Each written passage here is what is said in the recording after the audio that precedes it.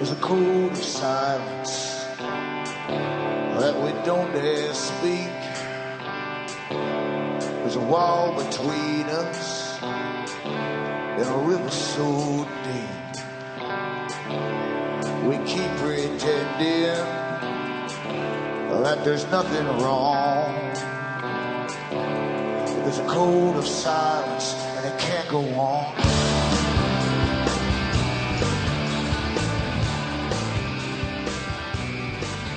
Hi folks, I'm Alan Watt and this is Cutting Through the Matrix on the 18th of September 2013. I always start off the broadcast by advising any newcomers to look into cuttingthroughthematrix.com website and helping yourself to lots of free audios for download where I go through the system, the big system you're born into. It's not as crazy as it makes out to be, and I show you how you're living in a contrived system, well planned indeed, and it's been on the go for an awful long time.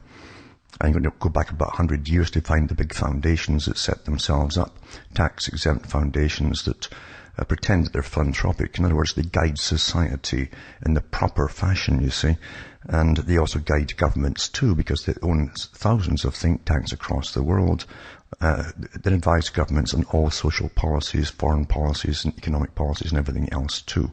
So charitable foundations, as they call themselves, run the world, and they were set up by the top international moneylenders of their day 100 years ago. They also formed private clubs like the Royal Institute for International Affairs, which sounds very official, but in fact it's a private organization.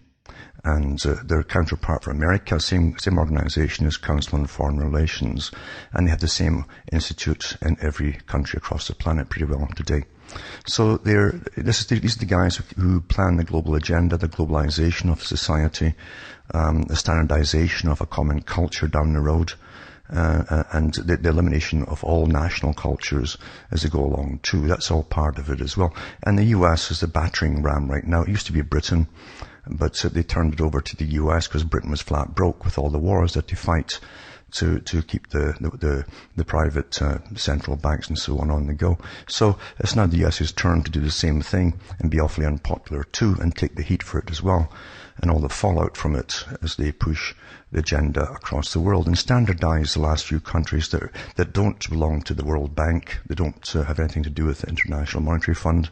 They don't have private owned central banks, often by foreigners, and they're being standardized right now as we speak. So you're living through it. And plus two, the culture in society, as I say, is drastically changing by design, and you're actually told what's now politically correct. And you're simply a bigot if you won't accept anything that's pushed down your throat, basically. And that's your problem. And of course, they even back it up by laws now. Now, when governments are in charge of social culture and morals and so on, the rest of it, you're in a bad state altogether. You're being completely trained into a different society, not by your own judgments and so on, but by those at the top who run it by a plan. And there's no arguing with them at all on these things. So help yourself to cuttingthroughthematrix.com.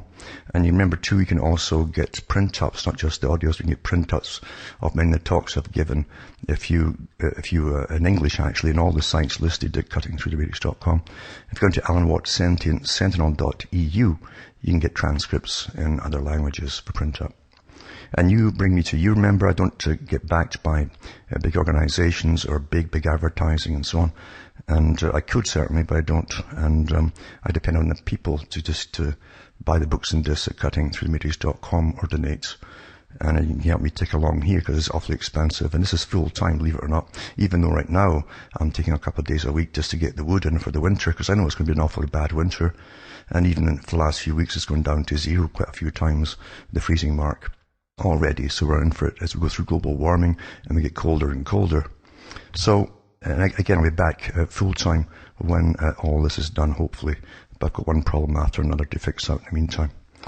Now, from the US to Canada, remember, you can order the books and discs using personal checks, or you can use international postal money orders from the post office from the US to Canada. You can send cash or use PayPal across the world, Western Union, MoneyGram, and PayPal once again. Straight donations are seriously welcome. Now, as I say, the world is not as crazy as they'd like you to believe. And the job of the media has always been to keep you either on board with some big agenda like wars and things. It's very old. And we know, for instance, that almost all the moguls in the world, the media moguls, that own big chains of newspapers and television stations and all the rest of it, and radio stations, the guys are actually members of the Council on Foreign Relations. Royal Institute of International Affairs. So it's the same bunch that really are the moguls. They give you your chit-chat for the day, your thoughts for the day. And that's what they give you, thoughts for the day. Most of it you think is irrelevant, but really it's meant to influence you and to give you your opinion. The correct opinion, the one that was decided for you by your betters. That's how it's so simple to do. Other stuff is trivia. And even the trivia is meant to create chatter, especially if there's emotion involved in the trivia. It gets you all chattering with each other and tweeting and all the rest of it and picking sides and so on. It's so easy to con the general public and to play with their minds and so on. And most folk are oblivious to the fact it's been done to them. They simply get caught up in the topic. And emotion is good for that too. Here's an article here that it's really a rehash of something I've done before or read before on the radio, and this is a recent update in it basically, but it's the same thing. But it says, can governments influence the decisions and actions of their citizens without the public's conscious knowledge? Well, actually, they've always been doing it. It says since 2010, the United Kingdom, they had a government which has a task force set up, nicknamed the Nudge Unit. Now, I've talked about Sunstein before, in the US government, who's in charge of the US branch of the Nudge Unit. It says, which utilizes behavioral economics to come up with policies that can encourage and enable people to make better choices for themselves. In other words, it's psychological manipulation, you see. And they use many techniques. This is very old techniques. Long ago, in fact, they used a system, even when they had the Industrial Revolution, and they came up with what they called time and motions people, experts.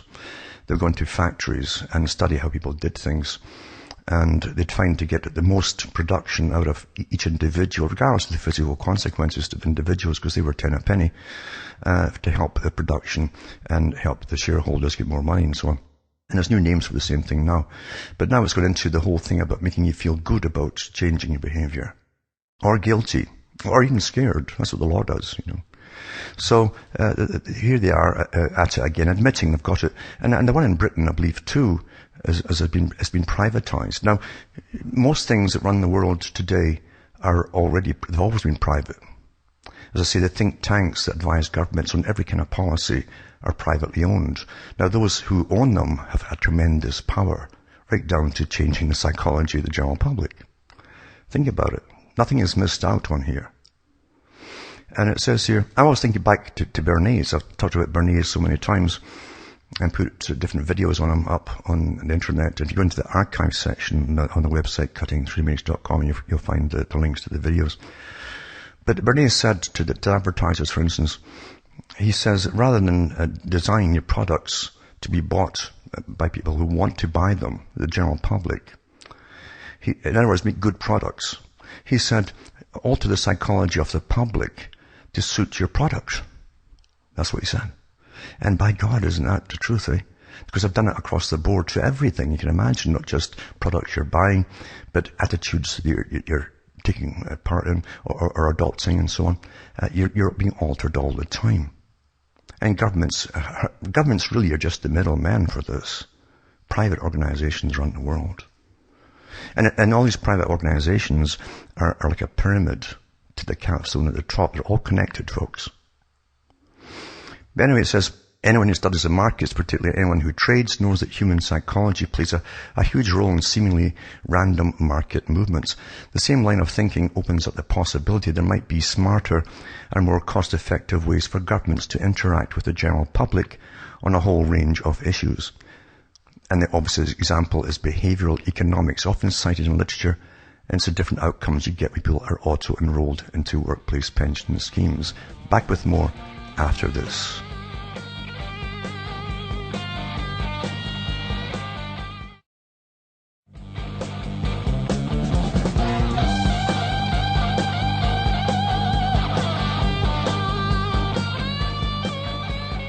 Hi folks, we're back cutting through the matrix talking about behaviour modification. Really, that's what it is. On behalf of government to the citizens, changing the citizens' perceptions and attitudes and behaviours. And although this article here is about a book that's out, I mean, the book will tell you very little because they never tell you much at all about the very important things that are going on. Even Kat Sunstein's books aren't that detailed because, you see, the real secrets are still being used on you. And if they tell you about it all, then you start prattling about it and it wouldn't work so well, would it? Anyway, it says that, talking about the workplace pension schemes versus having the option to opt into those schemes. Many more people end up saving in pension schemes with auto-enrollment. Then it tells you why. It says inertia plays a huge role in human behaviour, meaning we're substantially more likely to continue sitting on our behinds than we are to get up and act, you see. And it's a fact of human life that we're living in an artificial system. Most folk don't even think about that. They think it's normal simply because they're born into it. There's nothing in this system that wasn't contrived by small cliques of people, very rich people, a long time ago, folks. That's why you're still running on a money system where it doesn't matter how much money you've got, they can devalue it any minute they want. And they can increase prices whenever they want to. They can grab it if they want to and steal it, which they've done already during the bank crashes and so on. And then you bail them out. I mean, this is what you think is normal because it's the only system you can imagine, but simply because it's the only one you've been told about, because it exists. The whole system is not natural. The people who live in so-called primitive peoples, also called arrested development peoples, people who, this is what they call them at the top because they hate these primitive people. They can't make them work in this system. And they've got to some sort of level, like the few tribes left are in the Amazon basin that aren't so much touched by the big gold diggers that are down there. But they only have to work 2 hours maximum to 4 hours max a day. 4 hours generally is when they go off hunting. A whole bunch of the guys who go off hunting. And they enjoy it, you see, because it's a natural thing to do for men. And the rest of the day is theirs to play around and talk to the children and everything else and so on. There's no pressure from outside forces. Our lives in the so-called advanced systems are run by outside forces in every aspect. And you never ever consider it at all. Because it's normal to you. You're born into it. You're raised with it. You think it's all quite natural. So, and it's not. It's not. It's to serve the ones at the top who've been here for an awful long time. Awful long time, folks. Anyway, it says, one of the foremost theorists on the emerging intersection between government policy and behavioural economics is Cass Sunstein. Now, he's actually a US law professor with an interest in the overlap between law, policy and economics. And he co-authored a book called Nudge, Improving Decisions About Health, Wealth and Happiness with economist Richard Thaler, and heads up the Obama administration's Office of Information and Regulatory Affairs. Now, the US have their own branch of behaviour modification for the general public, copied on the British model. And so your own tax money is going to brainwash you, folks, and change the way you believe about things or do things or whatever. So in a recent paper, Empirically Informed Regulation, Sunstein draws on work designed to incorporate empirical findings about human behaviour into economic models in order to suggest how regulation could be designed to be lower cost and more effective. It's all to do with economics for the boys at the top, who are getting richer all the time off of, well, all of you.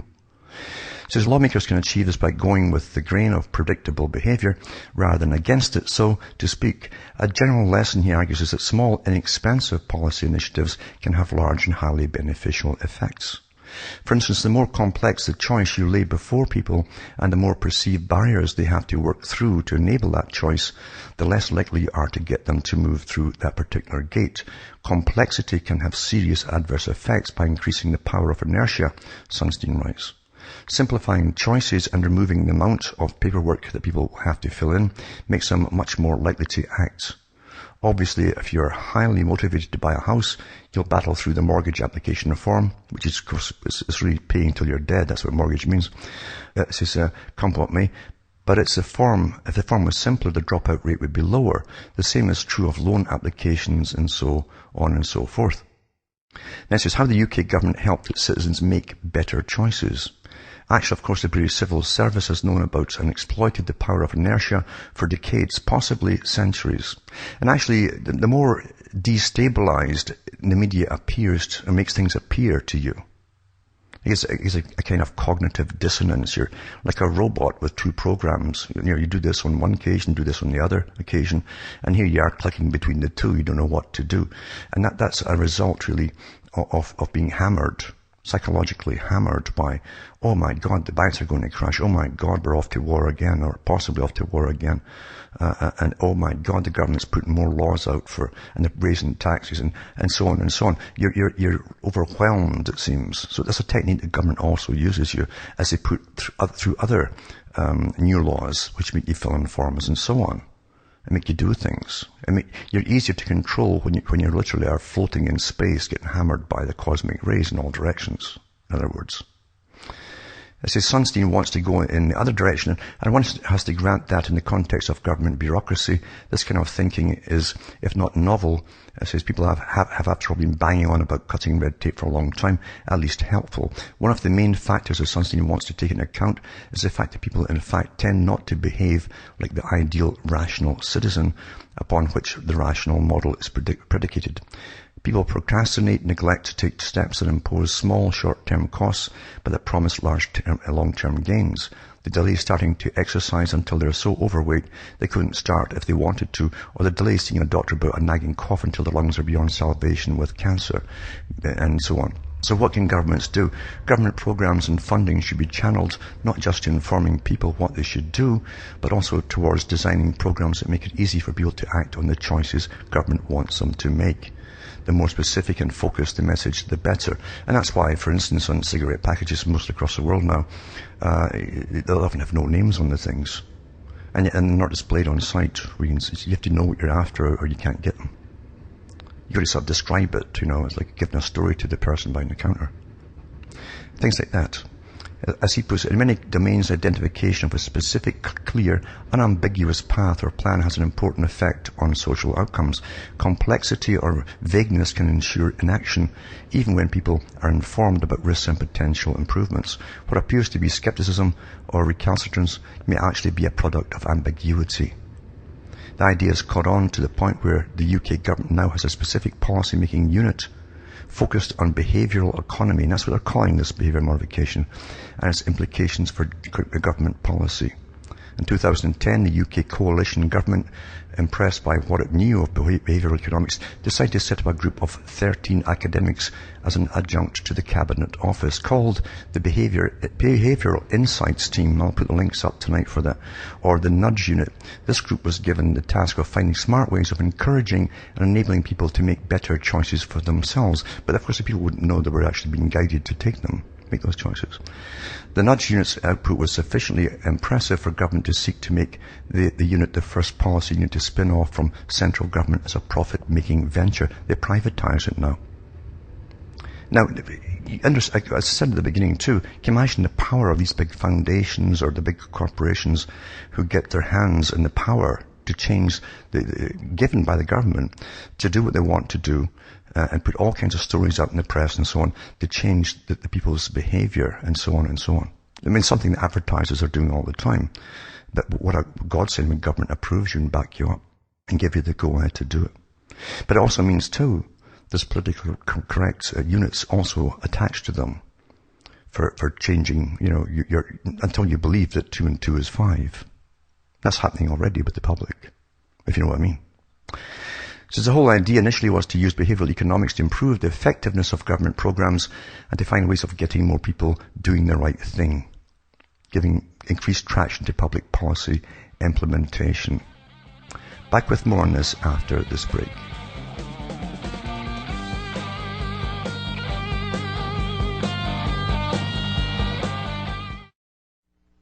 You're listening to the Republic Broadcasting Network, because you can handle the truth.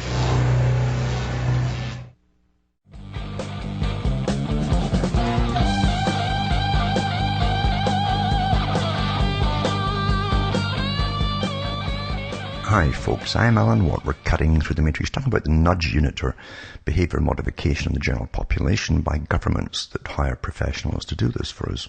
and use all your tax money to broadcast out with little messages to make you change your behaviour. So you pay for your behaviour being changed. And it's all to benefit government and to give them more cash to play with, to prop up failing big corporations or something like that, or banks. Anyway, it says, when the government announced the spin-off of the unit back in May 2010, it praised the nudge unit fulsomely, saying the team was established to find ways of encouraging, supporting, and enabling people to make better choices, meaning the correct choices, ones that the government wants you to do to suit themselves at the top. Since then, it has delivered rapid results, identifying tens of millions of pounds of savings, spreading understanding of behavioural approaches within government, and developing a reputation as a world leader in its field. Well, I guess it didn't miss all the bank bailouts over there, because they've got tens of millions they saved from altering people's behaviour before that. It says, in other words, as far as the UK government is concerned, behavioural economics works. One has to remember that the comment was made in the context of inviting bids from interested parties. As the government tries to spin out the nudge unit, so a certain amount of egging the pudding is inevitable. But the unit itself has a number of successful projects it can point to. One of these, and here's how they do a simple thing. This is a simple thing, you see. They won't tell you the detailed things about your opinions in society and things like that, you see, because they're working on you all the time with these things. One of these was when it tasked to help the government improve the take-up of attic insulation by householders to get you by it's the big corporations, fluffy pink stuff, expensive too. Since the team found that one of the reasons for the slow take-up was that lofts, attics, as everyone knows, are wonderful places for storing all those things that you don't really want to part with, but are unlikely ever to want again. Now, it doesn't say it here, but I know for a fact they put up TV shows that ran showing you people who hoard things. That's why it was pushed by the government and funded to start off on television. Because they want you to clear it out to do something else and buy something. It's common stuff. It says they're archetypal file and forget zones, the attics. So the unit came up with the idea of providing householders with low-cost labour to clean out their rubbish-filled lofts, which make it easy for the householder then to move to the next step, namely installing the loft insulation. Step by step, they alter your behaviour until they get what you want, you see. The point here is that you take a grand policy, the need to conform to the Kyoto Protocol, move to the next layer down, reduce the need for heating fuel, which lowers the UK's use of fossil fuels, then take a detailed look at what is preventing the take-up of what looks like something households should be wanting to do, namely reduce the cost of heating bills. Well, why don't bring them down to a rational level, the cost of the fuel in the first place? Because it's just stinking greed that keeps it so darned high, isn't it? Anyway, it says the approach produced a substantial increase in the take-up of attic insulation grants by the householders. And the unit has produced several research papers which stand up to scrutiny. The team's most recent paper, called Applying Behavioural Insights to Charitable Giving, provides yet another example of how nudge theory works in practice. The team started by focusing on understanding what the behavioural science literature suggests would work in practice by way of increasing charitable giving, and then conducted a series of trials and tests to see how these insights panned out in practice through the use of controlled randomised trials. They identified 4 behavioural insights. People give more when you make the process of giving easy, as for example, building in an option to automatically increase future payments in line with inflation. You get increased giving without the need for the individual concerned to take additional action, and using auto-enrollment as a workplace mechanism for higher paid staff to donate with clear opt-outs. Again, this uses the power of inertia, drawing on beneficial peer effects, your peer pressure, by making acts of giving more visible to others in the same social group. And fourthly, actually they do it at the checkout counters too in most stores now too. Or you'd like to give to the blah, blah, blah, things that have never helped anything, or cured cancers, or whatever, And the whole idea is to do it in public, so if you say no, you feel, oh my God, and you sort of shrink. You shrink in front of everybody. That's the peer pressure. So you're conned every way that you can imagine. But anyways, I said, don't expect too much from this article. It's very, very primitive stuff, simple stuff, because the big things I could do many, many shows on, and maybe one day I will. But because it's being used in you all the time, and it's for more nefarious reasons than the ones they're telling you here. It's not just money and so on. Although Sunstein said, Cass Sunstein, he said that eventually they'll train the public to want to pay taxes and more taxes. So there you go.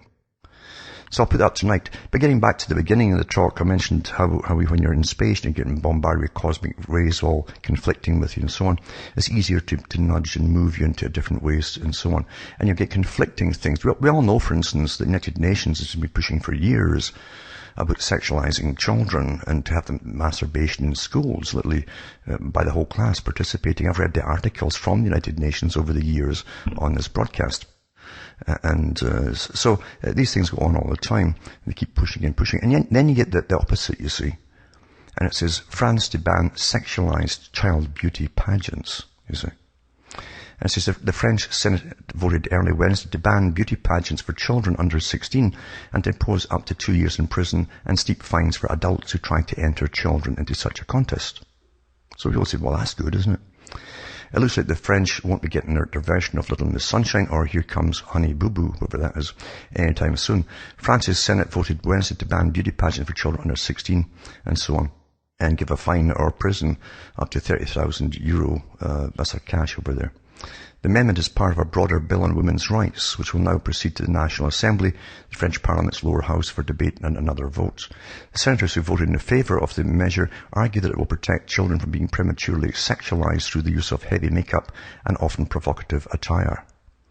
The amendment was prompted by a parliamentary report entitled Against Hypersexualisation, a New Fight for Equality, which, in addition to calling for an end to the pageants, encouraged a ban on adult-style clothing for children, including padded bras and high-heeled shoes. Let's not make our girls believe from a very young age that their worth is based only on their appearance, the author of the report, former sports minister and current Senator Chantal Jouanneau, said in an interview with Free French Daily 20 Minutes last year. Controversy surrounding the issues peaked in December 2010, when French Vogue magazine published a photo spread featuring images of a 10-year-old French girl, Italian Burberry Blonde, decked out in a tight dress, jewellery, high heels and makeup. The magazine argued that the photos were meant to capture a classic fantasy of young girls to dress up like their mother. But it caused outrage at home and abroad. It's hard to imagine outrage in France about anything sexual, because if you walk along the streets in France, everything's happening in broad daylight, folks, you know. It says, if the bill is signed into law as expected, pageants like the annual Mini-Miss contest in Paris will no longer take place. So there you get what you think is the opposite. But don't forget, the United Nations is still pushing for further sexualization, hypersexualization, which they call education, sexual education for children, by pushing. And I've read the articles, as I say, I've got them all in the archive section at cuttingthroughthematrix.com, where they promoted like mutual masturbation in the classroom and stuff like that for very young children and so on and so on. So you're bombarded with these kind of things, you see, the negative and the positive, the conflicting and so on. That's to get you, these kind of stories get you into that mood where you're easy, because you just can't figure it out. And then something else comes along and pushes you in the, as Sunstein would say, the right direction, you see. Then you can contrast it with this article here. Now, getting back to that article I just read, actually, it's interesting too that Cyrus woman who did her bum stuff with the guy's groin on stage not long ago, Miley Cyrus. It's interesting too that she apparently was photographed by a woman, I guess a feminist in the States, and before she was the legal age and so on, and all these kind of poses as well. Same woman, by the way, who was the last one to photograph John Lennon. She photographed him nude, actually, in bed on the day he died, the morning the day he died. So, and again, she's got her own particular fancies, put it that way. Now, this article here says, Swedish court. Now, Sweden's very progressive. See, you understand there's terms you use all the time, you don't know what it means. If you go back into even the French Revolution to find what progressive means. Because the French Revolution had just like today, they do networking with all kinds of disaffected or fringe groups, or they form the groups. In fact, there are people who thought they were the only ones who were on the fringe, and they use them. And the French Revolution, they actually had all kinds of strange people who wanted no laws for anything at all. And after the French Revolution, there was stacks of young children, orphans and all that, just running around to prostitute themselves in the streets because it was pushed big time there at that time. So you got all these ones too who are beyond what they call anarchism. Anarchist truly is meant for no government at all. If you can't govern yourself, then you get government, but you can govern yourself. In other words, don't bother me and I won't bother you. That's what it really means. But government likes problems. That's why it increases all the time. That's how it came into being in the first place. Back with more after this.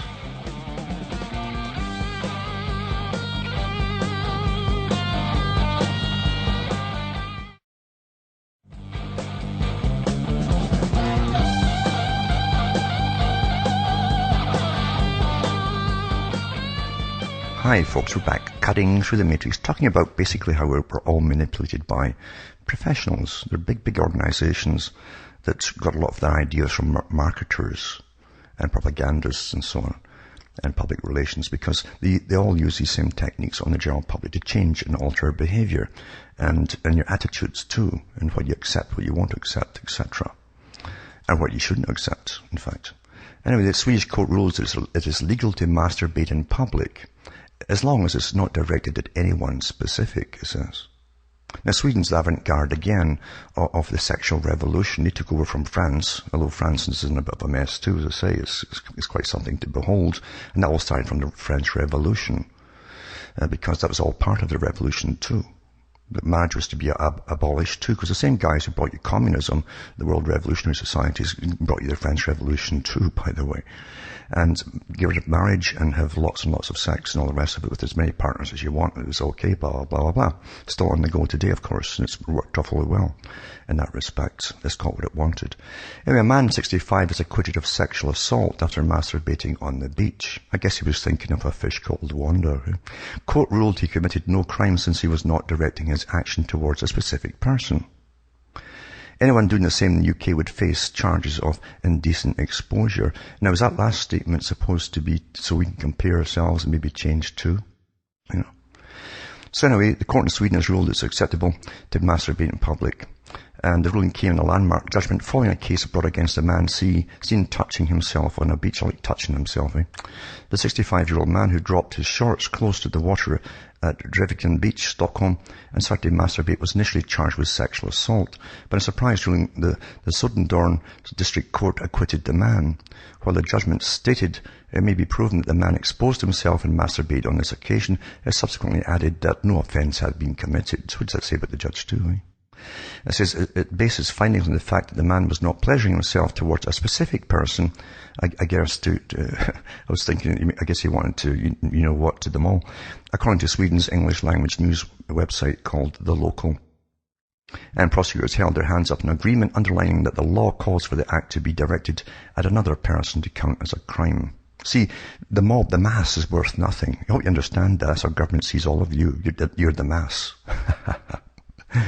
Public prosecutor Olaf Vrethammar told the Mitti newspaper he wasn't planning to appeal the ruling. He told the paper, and it says that for this to be a criminal offence, it's required that sexual molestation was directed towards one or more people. I think the court's judgment is reasonable. You understand, your whole law system, your legal system and your banking system and all the rest of it works together. Same people actually ran it all, set it up for you. And in the old days, that would be dealt with by the folk around there very, very quickly too. That was natural law. You see, natural law actually exists, believe it or not. And it says, decision raises questions about whether public masturbation will now be acceptable across Sweden, as long as it's not directed at another person. Now, how about children in the area too, and all the rest of it too, etc.? You see? Because you understand, paedophilia is to be normalized down the road. Those who brought you all the other things that are normalized through comedies and all the rest of it, and television, blah, blah, are to bring you pedophilia and bestiality, by the way, because I've read their articles on the air here again, after one of their big world meetings that they had in 2001. They said, we won all the rights for homosexuality, lesbianism and all the rest of it. Now we have to promote the push for pedophilia, or they called it intergenerational love. They called it, and bestiality. Anyway, so there you go. It's okay to masturbate in front of lots of people. Just don't do it in front of one person. And you think it's all crazy. No, it's not crazy. It's crazy like a fox, folks. That's what it is. That's what it is. It's all prearranged. All prearranged. And also, this one here, this is, It's from The Guardian, of course, that thinks that all this stuff should go on. It says local people should be at the heart of development, from providing inspiration to being participants for new ideas. Too often they're forgotten, because they really care about us, you see. Silent majority. One of the major triumphs of psychology and design over the last 40 years has been to demonstrate how human behavior is heavily influenced by context. Oh, no kidding, eh? Our beliefs, actions, and experiences are entwined with the surrounding environment, and our decisions are rarely made in isolation. Actually, they're made for you. It says, for instance, we're more likely to judge other people's relationships as unstable if we're sitting on a wobbly chair rather than a normal one. Exposure to a clean smell can encourage people to wash their hands, and challenges appear less difficult if we're standing with friends. Findings like these from across psychology, economics, and neuroscience, this is all part of this behavior modification, broadly behavioral science, and I call it modification because that's what it is, folks, are continuing to challenge long-held assumptions about the forces that shape our behavior.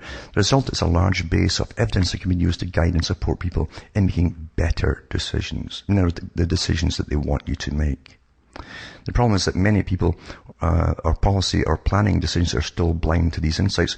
Walk for 5 minutes in any city, you'll experience huge variations in the effects of messages, services, and infrastructure designed to improve our health and well-being. Is that word again? Well-being.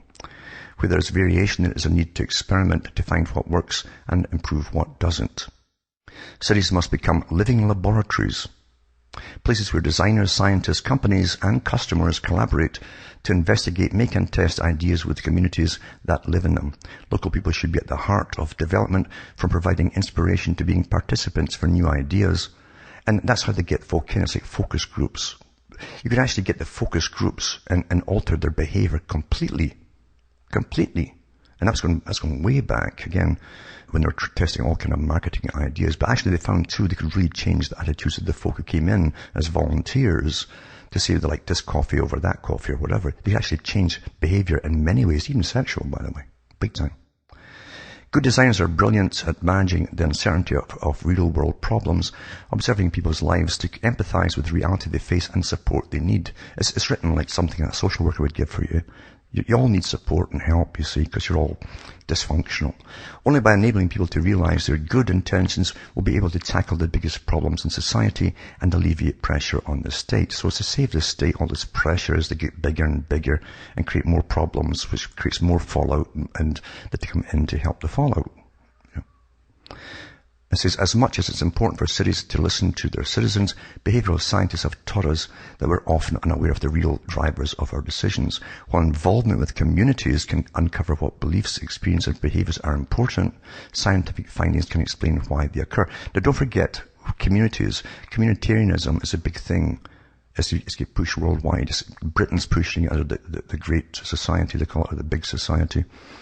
But it's communitarianism, where you've all got the same beliefs, by the way, same opinions on everything. People particularly right. And if you don't have the right opinions, then you don't have good well-being. There's something wrong with your well-being. You better get someone in there to change your attitudes so that you can have good well-being, you see.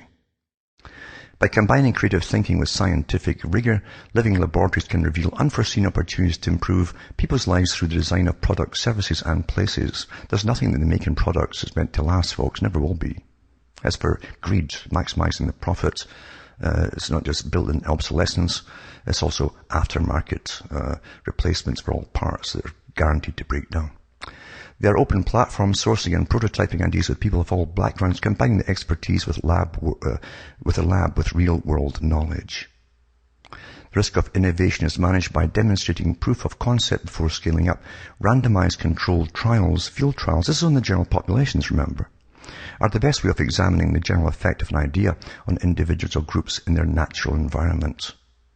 I guess that means the class that you're in, your natural environment. Smart technologies are making data collection easier and less obtrusive, providing the structure for continued feedback and improvement. And it's true, all these universities have been doing studies for years by studying the internet and all your chatter and complaints and attitudes and so on. Do it all the time. So they give you a gallery illustrating 10 examples from around the world that are putting the principles into practice. Don't forget now, if you have different opinions from the ones, the problem is it's generally the majority that adopt the politically correct ideas. and start parroting as though they had invented them themselves. Because they all want to be accepted. These are the masses. That's the true masses, you see. They want to be the same as everybody else. They like sameness.